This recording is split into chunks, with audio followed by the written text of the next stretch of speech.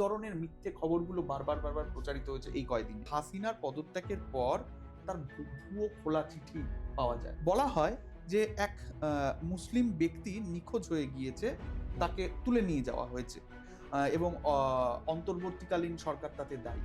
মোহাম্মদ ইউনিস হাসপাতালে ভর্তি। হ্যাঁ, এ তথ্যের কোনো সত্যতা নেই। এমনকি মোহাম্মদ ইউনিসের ছবি বলে একটা অন্য মানুষের ছবি দিয়ে দেওয়া হয়।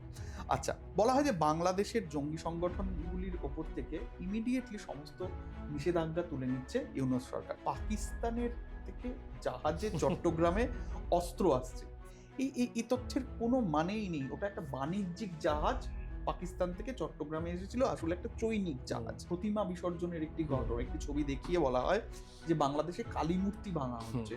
আসলে এটা ভারতবর্ষের এই পশ্চিমবঙ্গের পশ্চিম বর্ধমানের সুলতানপুরের ঘটনা।